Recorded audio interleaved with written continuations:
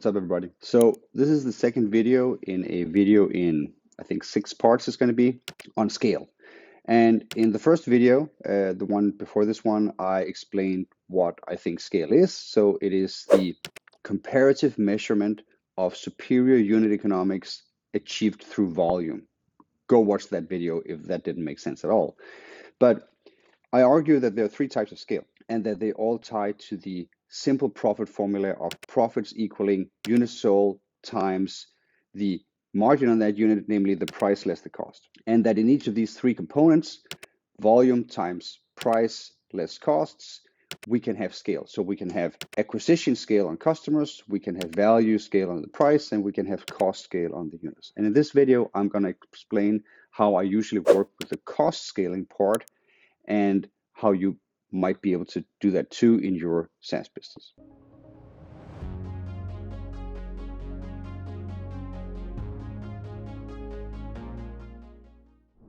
Okay, so the basic principle of cost scaling is, I think, dating back to the invention of economics. And it was the first type of scale that was discovered. So we had the first wave of industrialization, and essentially people found out that, hey, if we put a lot of people together in a workshop and they all produce needles, so one draws the thread and one cuts the thread and one hammers the thread and one produces the eye in the needle, and we do it on a sort of an assembly line, we can produce way more needles with the same labor input, and then that means that we can sell the needles cheaper than the other guy who's doing all the work himself. Okay, so through volume, by producing a lot of needles over time, we suddenly get the ability to produce needles cheaper, hence sell them cheaper, and hence push our competitors out of the market who do not have this volume. So that is sort of the basic example of cost scaling. One of the problems with SaaS is that it scales so well, and everybody is aware of it, right? So essentially something like, okay, I'm going to write the code, and then when it's written, that's going to cost me some money. But then once it's written, I can sell it one time or a million times at essentially the same cost, and every new sale is just going to be increased new profits. I see as a core intuition in a lot of the SaaS businesses I work with is that yes, we have costs now when we're developing, we're building the organization, we're doing all these things, but as soon as we just grow, we just acquire volume, the unit economics and the profitability of the business will improve vastly. So, that is the Shangri-La and the sort of the promised land of the future. And we'll just, as quickly as we can get there and acquire that volume, the sooner we'll be profitable.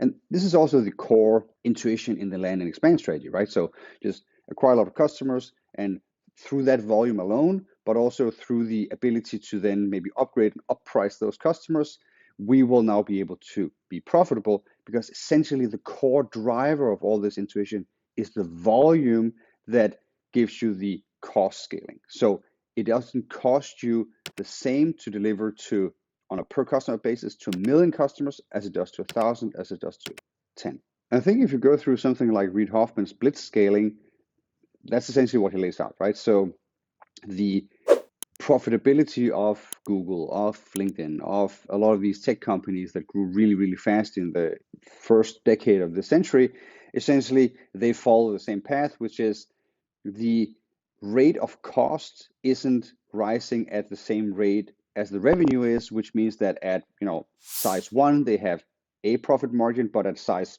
10x of that they have a better profit margin, and that just keeps going. Okay, so this is cost scaling sort of spread out across a lot of different business scenarios, and it's great and it works for everybody, which is also the problem, because it also works from your competitors, right? So if you build a piece of software that solves a problem and you sell it to a customer, so can someone else, and they presumably can get the same cost scaling. So then there starts this race, because the number of customers is in principles finite. So you cannot just have an unending amount of customers. So whoever gets the most market share will have the best unit economics and will hence be even more profitable than that market share alone is, because the unit economics of that market share is better than your competitors' lower market share. So this is sort of the speed dynamics and the blitz scaling dynamics that a lot of SaaS companies are worried about. So the problem comes in when we're now considering the psychological reaction to profitability in all of this. So let me walk you through an example that I actually gave to a department of high-level executives for a billion-dollar SaaS enterprise selling into the financial services industry. So these executives were sales reps making, multiple six figures a year, selling to very high-level enterprise clients. So usually their solutions would be $100,000 a year and up to several $1,000,000 a year for one account. And they had this impression that, well, all the costs in the business, and there were a lot of those. So we had costs upwards of $100 million a year on, let's say, the code base and the software and the product. And the sales rep's intuition was that, well, the costs are the costs. If I add revenue, essentially I add profit. So I gave them the following problem, a brain teaser, to spotlight an intuition that we needed to develop a little bit more. And the problem was as follows. Imagine we have a business, and imagine that that business currently has 100 units of costs and 100 customers. Okay, so that's fine. So currently, the way we have set up in the past is one customer equal 1 unit of cost. However, we have scaled. So if we add 10 more customers, we're actually only going to add 2 more units of cost. So if we go to 110 customers, we will only go to 102 units of cost. That's great. That's how most of the SaaS businesses will work in some way. So the margin is not going to be 100% on the incremental revenue, but it is going to be higher than whatever the past margin was. So the question now becomes, at what price are these 10 new customers profitable? Essentially, you have 3 options, right? You have to say, well, if we add 2 units of cost and we have 10 customers, they will be profitable at any price above 0.2, right? So as long as we cover the marginal costs of these new customers, we are profitable on those customers. Okay, so that's answer number 1, 0.2. Second answer is, well, the current cost base is 1 unit of cost per 1 customer, and that means that we should make more than 1.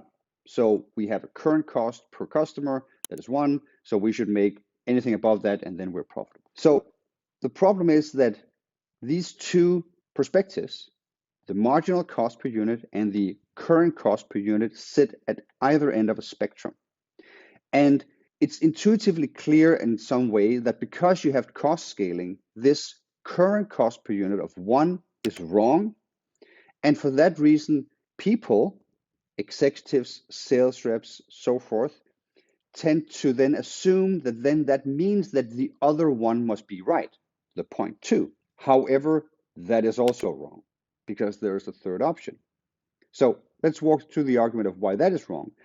The 0.2 is wrong because if you just add at 0.2 the pricing, meaning that you discount a lot just to get the customer in and revenue for any sake, what will happen is that you will grow on a revenue basis quite slowly, your margins will grow quite slowly, and you will actually never unlock the cost scaling in terms of better margins over time. So what you will get is just a worse and worse business because the complexity itself is going to add a lot of risk and also unforeseen costs. So usually it just becomes harder to manage and maintain at that level if you just multiply this business by 1,000, let's say, at the marginal cost. It's a harder task to do than one would imagine. Some companies, if they're really simple, like I would argue that Coca-Cola compared to other companies is pretty simple. They just produce soft drinks at scale globally and make a really good margin. Are really, really good at pricing above their marginal costs and doing so at scale over a long period of time. But for most businesses, that actually takes decades to become good at. So it's a hard strategy to pursue. Now, if it's not 0.2, because really that is quite unattainable, and it's not 1 because obviously we do have some cost scaling, then what is it? And the real answer, I would argue, is actually in the, well, what is the point that you're targeting? It is the 110 customers, because at 110 customers, the cost per customer is 0.93, right? So it is 102 units of cost divided by 110 customers, it is 0.93, which means that if we are at 100 customers now and we have to sell these new 10 customers, we can say, well, to improve our margins compared to where we are now, we need to charge at a margin that is better compared to a cost base of 9.93. And as long as you do that, our margins keep expanding. And that is when we will unlock the benefit of the cost scaling. So with this intuition, which we could call costs at scale, we actually get to map out what these costs will be and what our margins at scales will be at different stages of the business. So for this enterprise business, which did, let's just say they did $1 billion in annual recurring revenue, they had a strategic horizon of growing by, I think it was 65%. So they say, well, in a couple of years, we will have grown the business by 65%. So we will go to 0.165x. So what we did was we just asked around the entire organization, from support staff to all the tech departments and so forth, and said, well, we did a comprehensive cost analysis of all the different sort of cost towers and departments and so forth, and say, well, if we just multiply the business, which is sort of, and let's say number of customers, number of sort of market served, and all these things, by growing 65%, which is the strategic horizon, roughly what will that do to our costs? And then on a bottom-up basis, you're just going to say, well, our server costs will, rise by 65% because we have no scale in those, but the customer support costs will only rise, let's say 30%. And these costs over here, they are totally flat, so they will not rise at all. So there we have perfect scale. And what you do if you do a bottom-up analysis of scale like that is that you get a mixture of different cost components in your business, that some of them scales perfectly, no rising costs as you grow. Others scale, let's say, a little bit, but imperfectly, so they will rise, let's say, at half the rate as your top line grows, and others will not scale at all. They will just rise at the same rate as your top line. But that allows you to now map out. You say, okay, so what does that mean in terms of my unit economic costs when I double in size, or triple in size, or 5x in size, or 10x in size, or 100x in size? And the point is not precision here. The point is for you to get an overall roadmap of what your cost structure is going to look like at certain stages of growth in your business. And that allows you to then set prices to hit certain margins at those stages. And you might even do the reverse and say, hey, if we set prices at 100, index 100, we will grow at this rate. Our customer acquisition cost will be X, and we will acquire market share at this rate. And that means that it will take us 3 years to double in size, let's just say. But if we set our prices at 90%, so 10% below the current index, maybe we could get to that 2x in size in 2 years. So we could acquire the customers much faster, and maybe the cost scaling would then make up for the lost margins. This is how you have to calculate a land and expand strategy, is to map out your costs at scale of different sizes of businesses as you go forward, and then see what are my margins going to be at certain price levels at those scales, and then given the customer acquisition cost I have and the, let's say, efficiency of my sales, how quickly could I get there with these prices, or driving these prices, or driving maybe these higher prices. So this is the way that you should think about cost of scale, which is, it is a way for you to map out profitability at certain levels, and in order for you to capture market share at a certain velocity compared to, let's say, other scenarios at other price levels. The way you can map these out is you can say, well, you can draw growth bands across how margins will improve over time as you grow on certain price indexes, and then you can sort of map that out. What you can also do is so I do this, for example, with private equity funds that have just acquired a portfolio company, and then they have, let's say, 5 or 6 years to, let's say, remodel the business, acquire some market share, buy some competitors, and so forth, and then sell it again to another private equity fund, or list it in the market, or sell it to a trade buyer. So what we do sometimes there is we say, okay, so we will go in from a pricing perspective, we will map out the cost of scale, and so forth, and then we'll say, well, we can grow at this rate if we have these prices, and we can grow at this rate if we have these prices. So let's maybe be a little bit aggressive on the pricing side, meaning we go low and then we grow fast in terms of volume. And then in, let's say, 2 or 3 years before our exit scenario, depending a little bit on what market conditions we're in at that point, we will then start to raise prices and then increase the price bands. That means that our top line growth is still going to be high because we will grow less on new accounts because our prices are higher, but we will grow more on current accounts because we're raising prices on those. But our margins on all of our business will expand a lot. So what we do is we design a growth scenario for a company in such a way where we say, well, the top line growth is going to grow first by lots of volume and low price, and then less volume and higher prices. But the margins are going to go like this. They're going to hockey stick because first they're going to still grow, and they're going to grow also by the cost scaling. But then suddenly, when we ramp up prices, they're going to grow incrementally faster. And this produces a scenario that equity analysts love, right? Because they can see, well, they are really hitting a good stride. They're growing really good on the top line, and their margins are expanding really, really quickly, and it's actually accelerating. And what they do is they just project this into the future, because usually the equity analysts do not have this kind of insight into the core functioning of the actual business and what is possible to do so in the future. Because essentially what we did was we saved up some of the margin inside our customer base and then released it later with price increases.